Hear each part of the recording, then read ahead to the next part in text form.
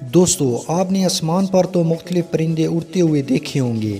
ان میں کچھ خوبصورت بھی ہوتے ہیں اور کچھ خطرناک بھی۔ لیکن دوستو آج میں آپ کو ایک ایسے پرندے کے بارے میں بتاؤں گا جو دیکھنے میں تو خوبصورت ہے اور ساتھ ہی خطرناک بھی ہے۔ جی ہاں دوستو، یہ پرندہ برازیل کے جنگلات میں زیادہ تر پایا جاتا ہے۔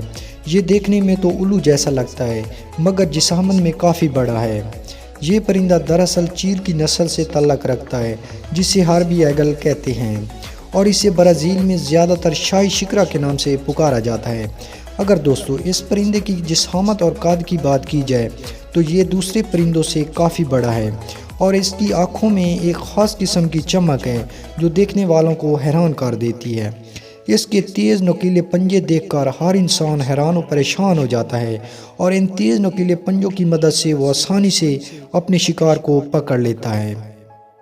ہاربی ایگل چھوٹے پرندے، کانٹے دار چوہوں، سانپ وغیرہ کو شوق سے کھاتے ہیں کیونکہ اس کے پنجے اور ناخن بڑے اور طاقتور ہوتے ہیں، جس کی لمبائی 4 انچ تک ہوتی ہے، اور اپنے پنجوں کی مدد سے یہ بڑے جانوروں کو آسانی سے دبوچ لیتا ہے۔ دوستو اگر اس کے وزن کی بات کی جائے تو اس کا وزن 5 سے 9 کلو گرام تک ہوتا ہے، اور سوچنے والی دوستو یہ بات ہے کہ نر کے مقابلہ میں مادہ کا وزن زیادہ ہوتا ہے، جو کہ 12 کلو گرام تک وزن بھی ہو سکتا ہے۔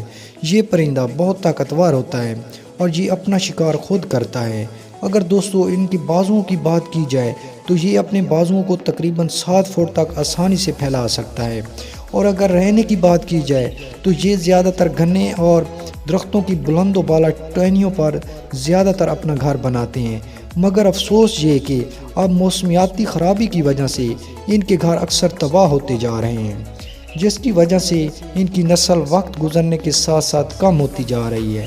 اب دنیا میں تقریباً 50% اس کی نسل باقی رہ گئی ہے۔